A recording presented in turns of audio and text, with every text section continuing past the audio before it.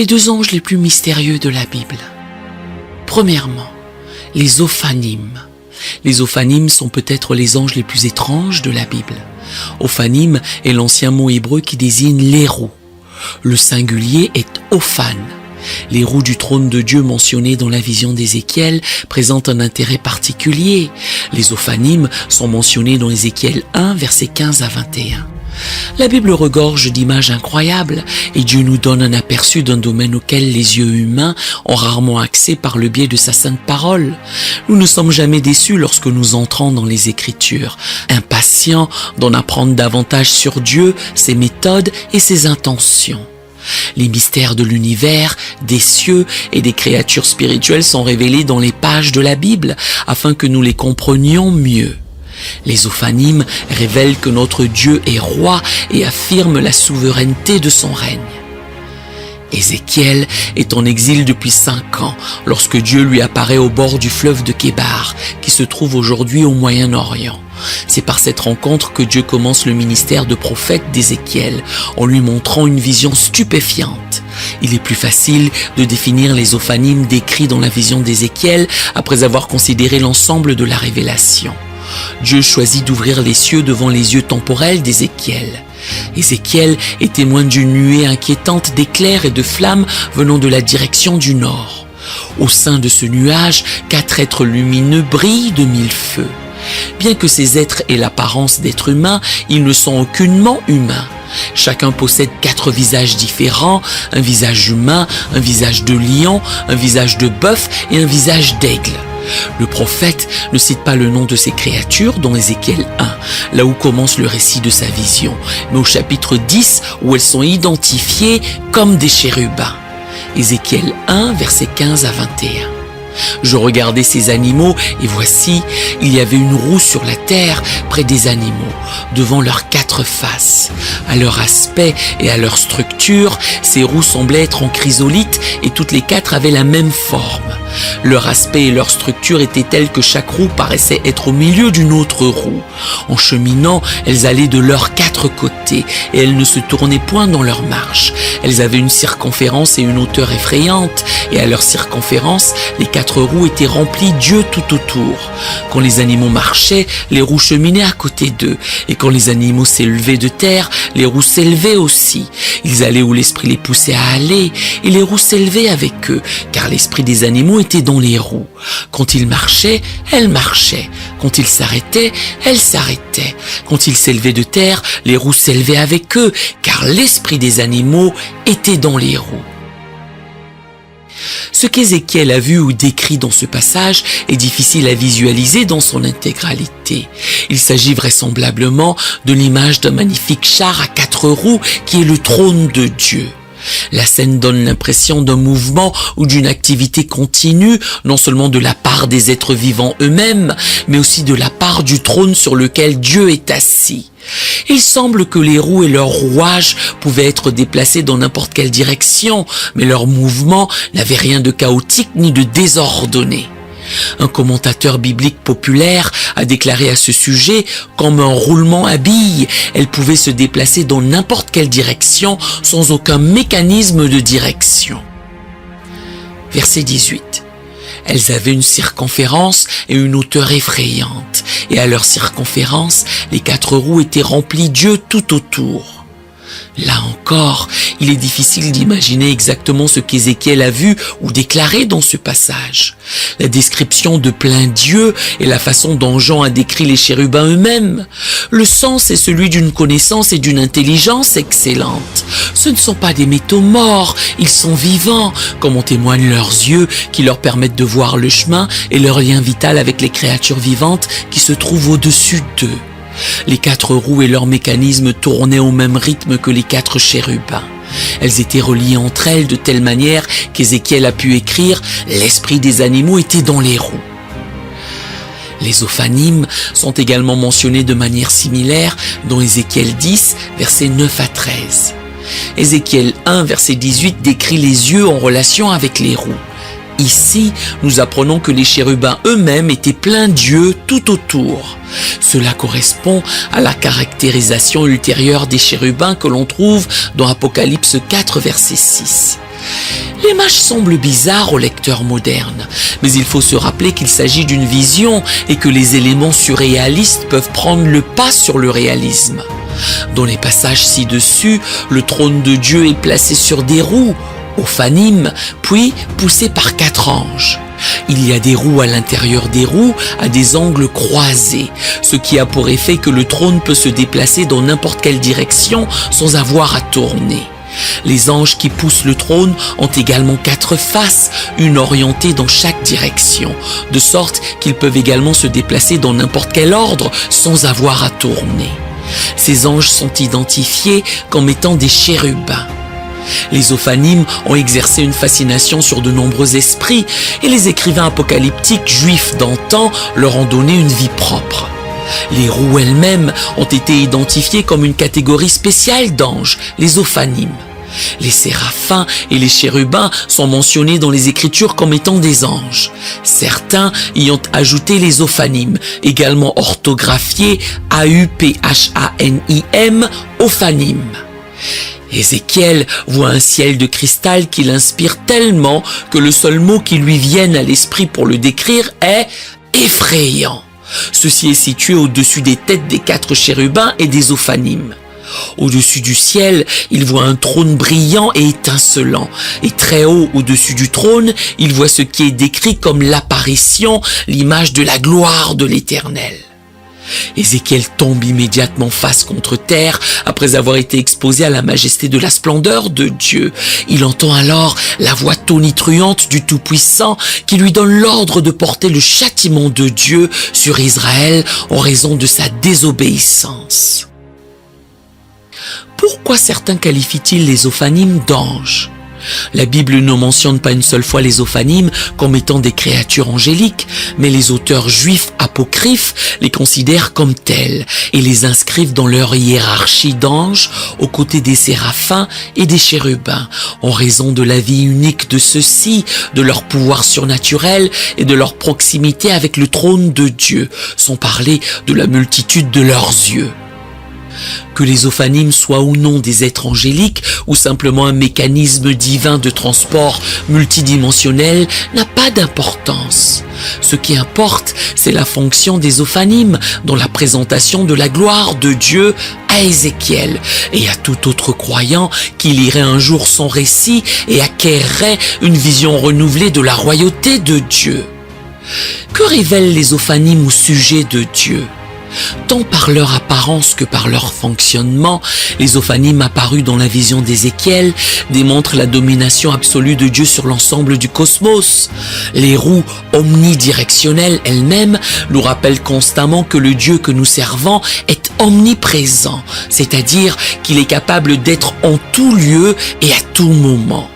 Tout comme l'esprit du Seigneur guide les chérubins, Ézéchiel 1 verset 12, ce même esprit habite les ophanim.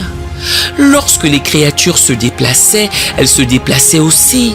Lorsque les créatures s'immobilisaient, elles s'immobilisaient aussi. Et quand les créatures s'élevaient de terre, les roues s'élevaient avec elles, parce que l'esprit de la créature vivante était dans les roues. Ézéchiel 1, verset 20. Cette unité symbolique de soumission montre l'autorité suprême de Dieu et son droit de gouverner et de régner, son omnipotence. Les yeux qui couvrent les roues et les chérubins sont le symbole de l'omniscience de Dieu. Il voit tout, il sait tout. Pourquoi est-il important pour les chrétiens de connaître le domaine surnaturel ? Dans le passage d'Éphésiens 6, verset 12, on nous apprend que notre lutte n'est pas contre la chair. Dieu désire que les croyants soient conscients du monde qui est au-delà de ce que nos yeux temporels peuvent voir, afin que dans la puissance du Seigneur, nous soyons prêts à faire face à tout ce que l'ennemi a en réserve. L'extrémisme est très répandu dans la société actuelle. D'un côté, il y a les croyants qui minimisent la part surnaturelle de leur foi et insistent sur le maintien d'une vision naturaliste du monde, caractérisée par une confiance exclusive dans les vérités des enseignements doctrinaux pour la vie de tous les jours.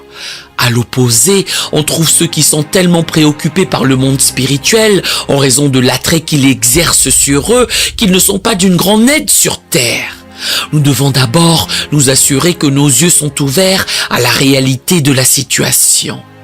Lorsque le serviteur d'Élisée est terrifié par l'ennemi qui l'entoure, 2 Rois 6, verset 16, le prophète articule au jeune homme, « N'aie pas peur ».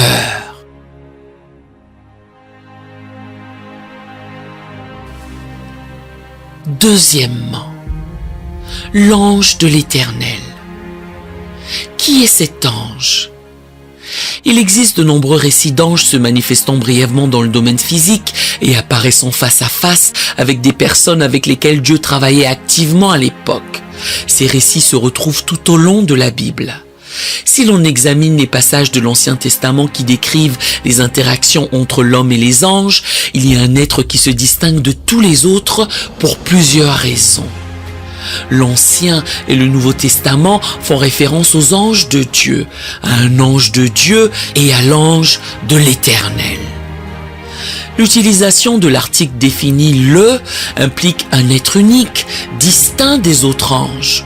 L'ange de l'Éternel parle en tant que Dieu, s'identifie à Dieu et exerce les responsabilités de Dieu. L'ange de l'Éternel est apparu à Balaam lorsque celui-ci s'est mis en route pour maudire le peuple de Dieu. Nombre 22, versets 21 à 35. Balaam se leva le matin, sella son ânesse et partit avec le chef de Moab. La colère de Dieu s'enflamma parce qu'il était parti, et l'ange de l'Éternel se plaça sur le chemin pour lui résister. Balaam était monté sur son ânesse et ses 2 serviteurs étaient avec lui. L'ânesse vit l'ange de l'Éternel qui se tenait sur le chemin, son épée nue dans la main. Elle se détourna du chemin et alla dans les champs. Balaam frappa l'ânesse pour la ramener dans le chemin. L'ange de l'Éternel se plaça dans son sentier contre les vignes. Il y avait un mur de chaque côté. L'ânesse vit l'ange de l'Éternel. Elle se serra contre le mur et pressa le pied de Balaam contre le mur.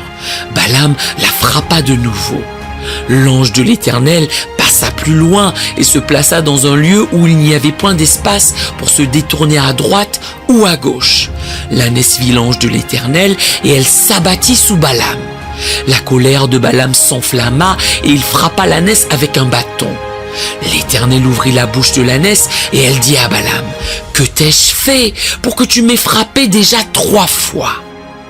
Cette duplicité du prophète a donné lieu à une scène singulière et amusante entre un animal doté d'un sens spirituel aigu et un être humain spirituellement aussi bête qu'un boulet. La conversation suivante entre un âne fidèle et un prophète infidèle est à ne pas manquer. Balaam répondit à l'ânesse, « C'est parce que tu t'es moqué de moi. Si j'avais une épée dans la main, je te tuerais à l'instant. » L'ânesse dit à Balaam, « Ne suis-je pas ton ânesse que tu as de tout temps monté jusqu'à ce jour? Ai-je l'habitude de te faire ainsi ?» Il répondit, « Non. » L'Éternel ouvrit les yeux de Balaam, et Balaam vit l'ange de l'Éternel qui se tenait sur le chemin, son épée nue dans la main. Et il s'inclina et se prosterna sur son visage. L'ange de l'Éternel lui dit, « Pourquoi as-tu frappé ton ânesse déjà 3 fois ? Voici, je suis sorti pour te résister, car c'est un chemin de perdition qui est devant toi. L'ânesse m'a vu et elle s'est détournée devant moi déjà 3 fois. Si elle ne se fût pas détournée de moi, je t'aurais même tué et je lui aurais laissé la vie. » Balaam dit à l'ange de l'Éternel, « J'ai péché, car je ne savais pas que tu te fusses placé au-devant de moi, sur le chemin. Et maintenant, si tu me désapprouves, je m'en retournerai. » L'ange de l'Éternel dit à Balaam, « Va avec ces hommes, mais tu ne feras que répéter les paroles que je te dirai. » Et Balaam alla avec les chefs de Balak. Dieu lui ouvrit les yeux pour qu'il voie l'ange de l'Éternel qui lui barrait la route. Alors que Balaam était couché face contre terre, le Seigneur expliqua au prophète que son ânesse muette lui avait sauvé la vie. L'ange de l'Éternel avait la capacité et l'autorité de porter le jugement de Dieu sur Balaam, et il l'a presque fait. L'âne a sauvé le prophète du jugement.